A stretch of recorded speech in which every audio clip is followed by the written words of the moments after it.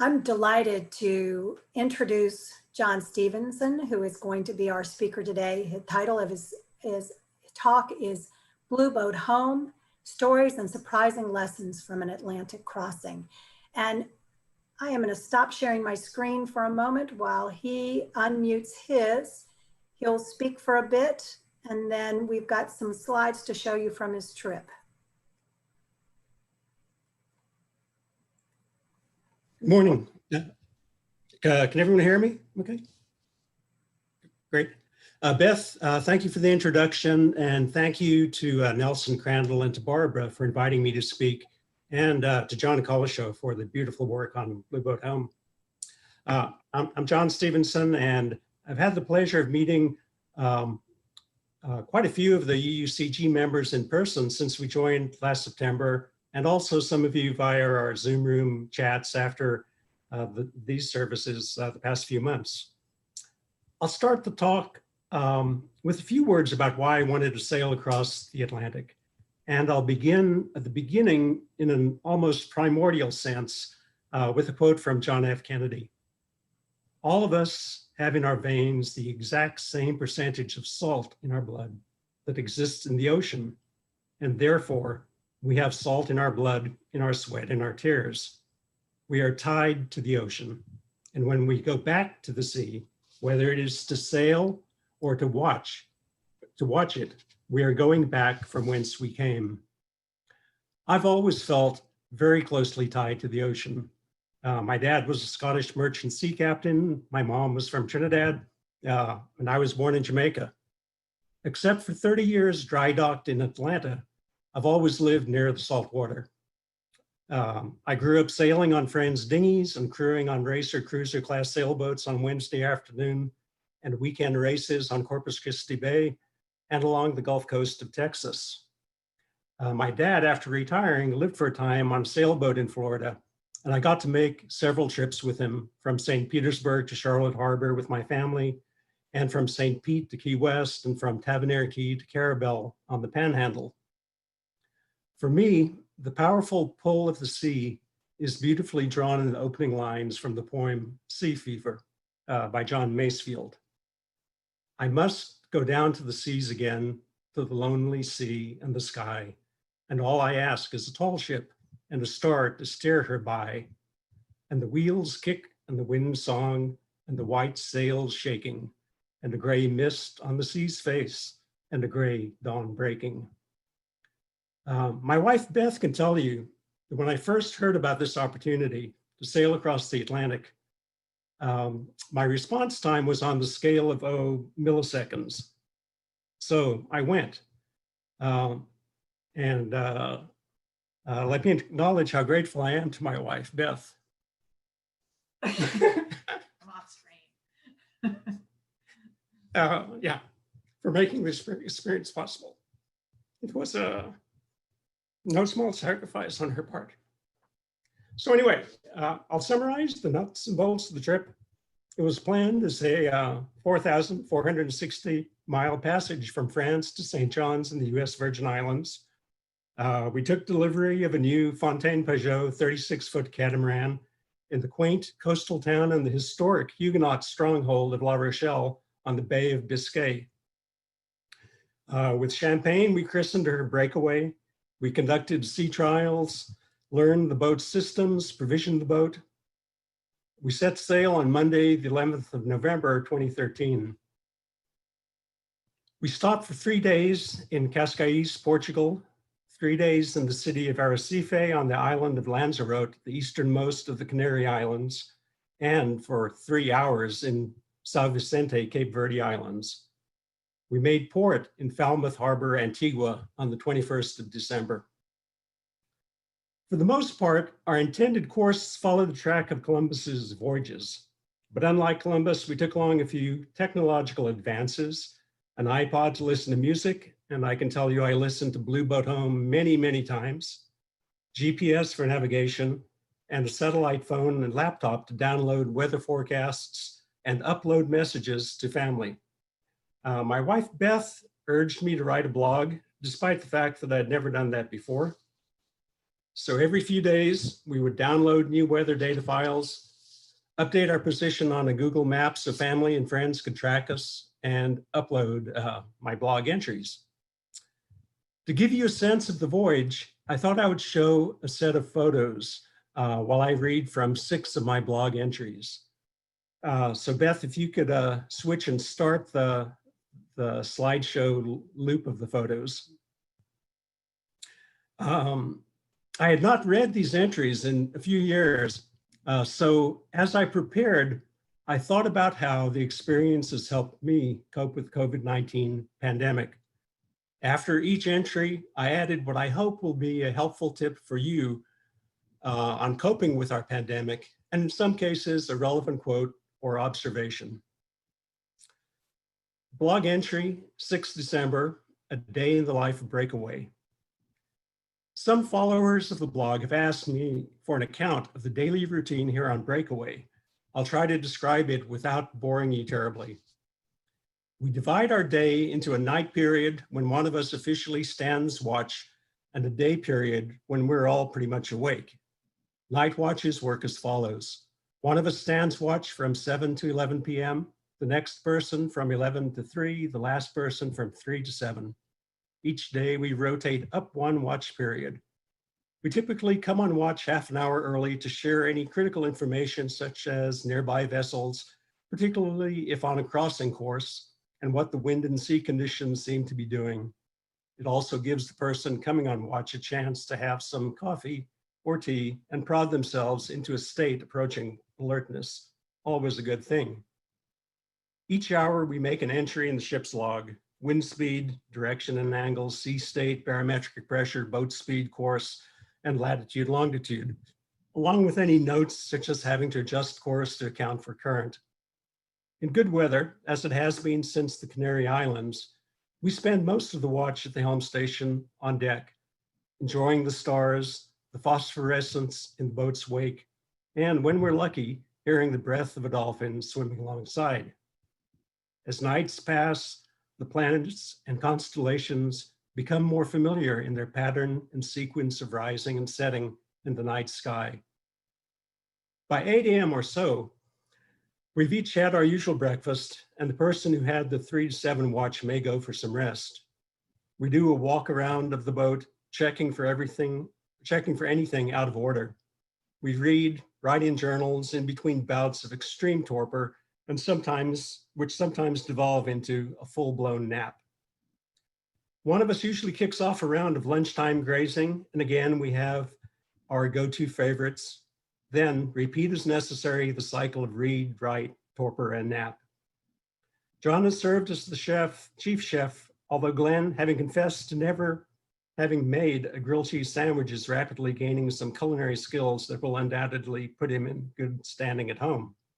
Richard has shown less inclination to cook and does most of the cleanup. We typically begin dinner prep around 5 to take advantage of sunlight, and we eat around sunset. After dinner, we run the engine for an hour or so to change our batteries and keep all the electronics on board humming. We compose some email and request a new weather information, forecast of wind speed and direction, waves, barometric pressure, and we fire up the satellite phone.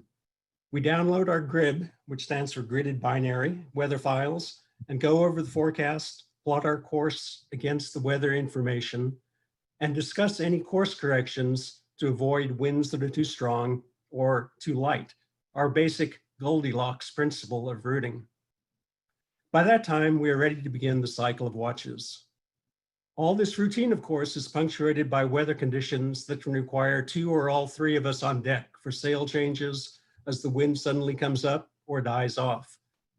As well, extremely heavy weather, as we had coming around Cape Finisterre from the Bay of Biscay, might preclude cooking and making coffee or tea an acrobatic exercise. End of entry. For this entry, I chose a quote from Carlton Mitchell. To desire nothing beyond what you have is surely happiness. Aboard a boat, it is frequently possible to achieve just that. That is why sailing is a way of life, one of the finest of lives. So, pandemic lesson number 1, embrace the new routine. Blog entry, 7th of December, breakaway waxes poetic. 2 days out from Porto Grande, and we have traveled 283 miles, having found briefly our elusive trade winds. Since sunrise, the winds have dropped from a steady 15 knots, and our forecast calls for markedly lighter air and a less favorable wind angle over the next few days. I find myself wishing for more wind to speed us across this final leg. Sitting on the roof of the salon, starboard side, in the shade of the Jenniker, feeling the breeze over my right shoulder, I work to channel my inner Callahan, my chocolate lab, and Zen master. Easing out of the northeast, the 10-knot breeze moves us mildly through long, rolling 6-foot swells, rocking us gently, only in 3 dimensions, up to the left, pause, down to the right. The wind haphazardly kisses flecks of white from the tops of a few swells.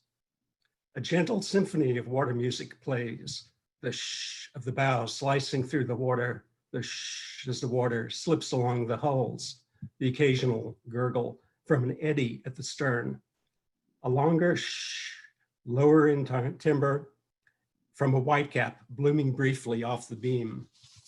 Like bluegrass musicians, each taking their break, each sound ebbs, then flows into the background. A cluster of flying fish arc away from our path, glinting as they glide in the low angle light. The moment is perfect. The winds will return when they will. Callahan abides. For this entry, I chose a quote from Robin Lee Graham. At sea, I learned how little a person needs, not how much.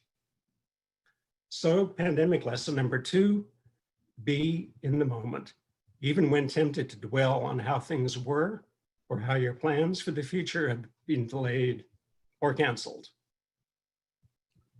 Today's song, The Blue Boat Home, opens with the line, though below me, I feel no motion, describing our sense of absolute stability standing on the solid ground of planet Earth, even as we spin and hurtle through space.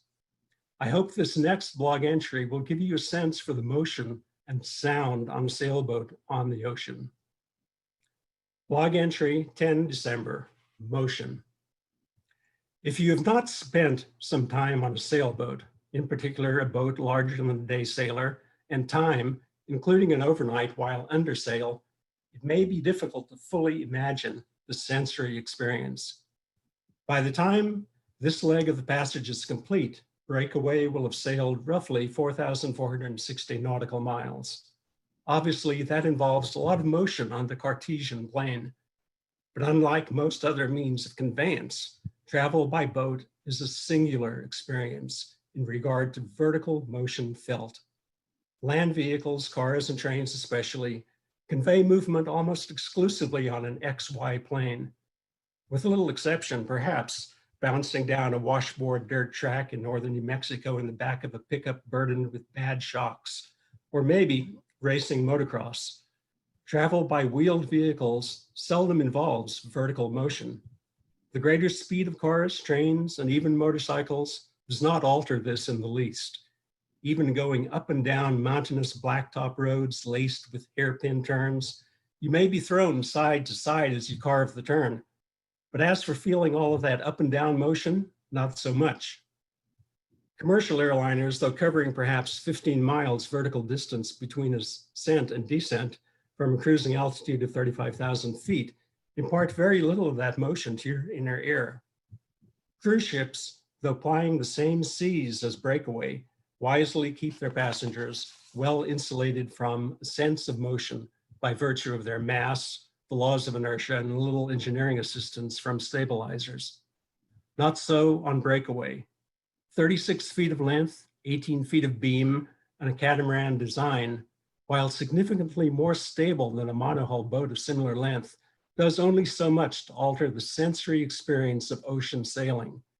In all but the calmest seas, the motion felt on a sailboat would prompt a most emphatic FAA mandated warning to remain seated and keep your seatbelts fastened. The immediate cause of all this motion is, as you would assume, the wave action, which in turn, and perhaps less obviously, is determined by many possible combinations of wind and current, localized as well as broader patterns. Pancake flat seas in dead calm, light ripples as the wind comes up, slow rolling swells of all heights and frequency, broad ocean currents, the Canary Current and the North Equatorial Current to name two, strong ocean winds spiraling counterclockwise around a low pressure system, and equally strong winds spiraling clockwise from a high pressure system, building and driving waves proportionally, creating wave action that crosses the ocean swells. So many permutations and opportunities for chaos. By way of rough calculation, if you assume very conservatively that breakaway moves through seas of 3-foot waves every 6 seconds, then this passage would entail 600 miles of vertical travel. But trust me, it's not the mileage, it's the motion. The first day or two out from land, most folks react and adjust to all of this motion somewhere along the scale of ignorant bliss to mild queasiness to serious hurling. Our professional skipper on the first leg of the trip readily admitted to being a hurler, and hurl he did for the first 2 days. The rest of us made it through, but still in a less than blissful state. Having adjusted to the vestibular overstimulation, much of the motion can be very pleasant as breakaway glides and dances. Some motion proves interesting as she lurches or pitches or rolls, and some exhilarating as she plummets down the face of a steep wave. Some of the sensation defies explanation. The wonderful feel as the wind off the beam creeps ever so slightly from 3 to 4 to 5 knots, and suddenly the sails bend and the boat hardens. How can such minute acceleration, almost imperceptible in your car or even on a bicycle, feel so sublime? Back to the motion. The most profound effect being noise, and the range of sound and noise vastly outstrips my vocabulary. As waves of varying sizes and frequency greet the boat from this angle or that, they can kiss, slap, slam, and pound, creating sounds from a background hiss to a roar to an echoing boom. As the boat responds to the push and pull of waves and the up of buoyancy and the down of gravity, it adds its many voices of creaks and pops, not all in the pleasant Rice Krispie manner. Think waterboarding. Think of a giant mutant rat gnawing on a piece of fiberglass 8 inches from your head. The sails luffing and flapping, the boom booming as it comes up abruptly against the preventer, the halyard slapping out a tune on the mast, each add to the mix. Since breakaway is constantly moving, these noises are always there in one flavor or the other. Waking, trying to sleep, incorporated into your dreams, there's no escape and only mild adaptation to the less urgent, the more regular, and the lower volume varieties. A close second in regard to impact of the motion is the limitation on your basic daily activities. One hand for the boat and one hand for you is a well-known piece of sailing advice that unfortunately leaves you one hand short in many circumstances. Cooking can vary from mildly challenging to impossible. Pouring a glass of water or making a cup of tea, you can find yourself wishing for advice from Obi-Wan Kenobi to use the Force. Sleeping on your side in heavy weather is impossible. But not to paint too bleak a picture, even in the heaviest weather, motion and noise on breakaway is an amazingly relative experience. Below decks, you can feel as though you're spinning about in a demented washing machine possessed by some ill-tempered demon. Go on deck though, particularly on a moonlit night, and the wind carries away the noisy chaos, and the troubled seas seem to be calmed in the low contrast of the moonlight. That's all for now. The winds are building. We're moving closer to home. End of entry. So pandemic lesson number 3, when the weather turns foul and your boat begins to rock, go on deck, get outside, take a break from the chaos, connect with nature. For this blog entry, I have no quote, but just an observation that we Unitarian Universalists have deep roots in transcendentalism and its emphasis on being present in nature. Our seventh principle is respect for the interdependent web of all existence of which we are a part. Blog entry, 12th of December, hail the great winds urging me on. Well, we asked for more wind and we got it. The past 2 days, we've had winds out of the east-northeast and east, mostly 20 to 30 knots with some gusts higher and accompanying large following seas. We sailed through a series of rain squalls starting at 0300 and intermittently throughout the day. The good news is that we are covering some miles. Two interesting observations. In these heavy seas, the flying fish have trouble taking flight. They typically run into the face of a wave shortly after launching themselves out of the water. Occasionally, one or two will manage to snap its tail just as it nears the water and continue its flight. At least one particularly talented fellow managed this feat 3 times in a row. Second, when the following seas break at the crest and the angle of the sun is just right, you see for a second or two a beautiful shade of blue akin to the color of glacial ice. The stout winds, forecast to continue for the next 3 days at least, remind me of words from a song that I love and brought with me, Blue Boat Home. So many of the words capture perfectly moments from this passage.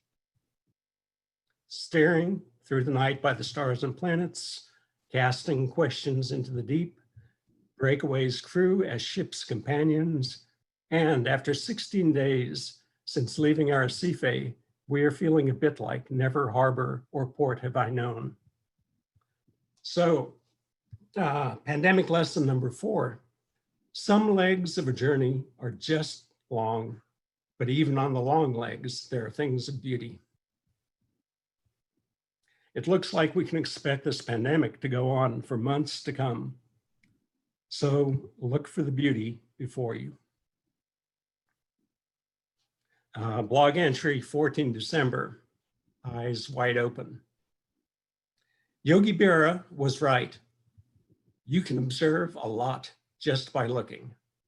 But how often in our daily routine do we devote to seeing with eyes wide open?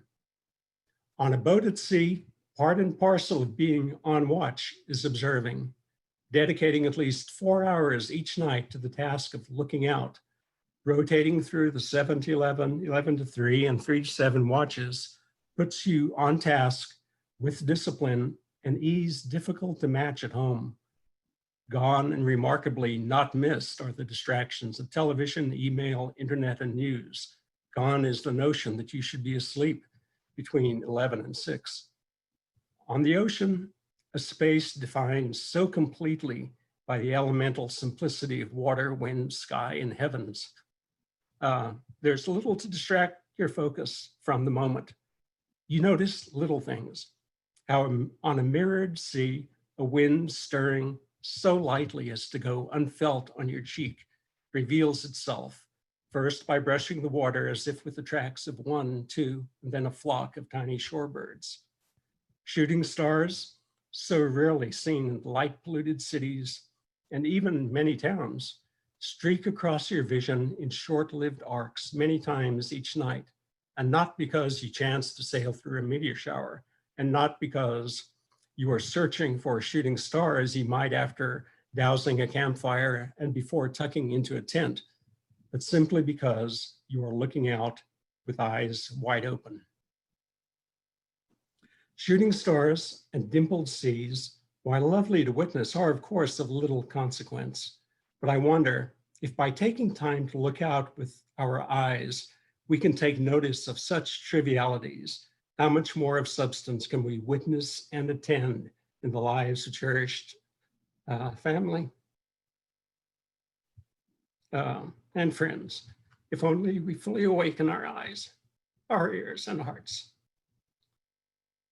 So, pandemic lesson 5, look out with eyes wide open. We have an opportunity to see things that need to be corrected and things that need to be appreciated. Blog entry, 15 December, the new normal.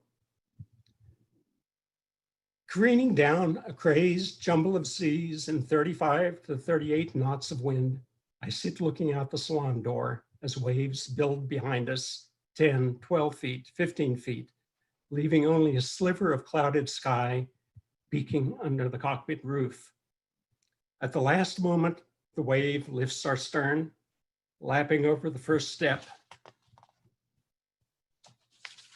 on each hull with a curiously gentle break of foam. A squall is blowing through. Otto, our autopilot, has the helm. He doesn't mind the rain. We've closed the double salon doors to keep rain from being driven into the salon by strong winds almost dead astern. It is hard enough to keep our footing without adding water to the mix. After 5 straight days of only slightly more moderate conditions, we all feel at ease. This is the new normal. Bands of rain-laden clouds scud east to west, overtaking us with ease as we work up and down the waves. Other rain moves north to south, crossing our course. We've managed to dodge most of those. Despite 5 weeks of practice in these conditions, we still lurch about the cabin. With immense concentration, we carefully pour a cup of coffee to the precise height to allow a bit of sloshing. Just as we turn to sit at the table, breakaway drops off the top of a wave, launching about 1/3 of the coffee up and 3 inches to the left and, luckily, into the sink. Sweet. I chose a quote from William Arthur Ward for this entry. The pessimist complains about the wind. The optimist expects it to change. The realist adjusts the sails. So the final tip, pandemic lesson number 6, adjust your sails. Let me end with advice from Mark Twain. You will be disappointed by the things you didn't do more than those that you did. So throw off the bow lines, sail away from safe harbor, catch the wind in your sails, explore, dream, discover. In closing, I thank you, my fellow members of UUCG and my new pandemic era Zoom friends.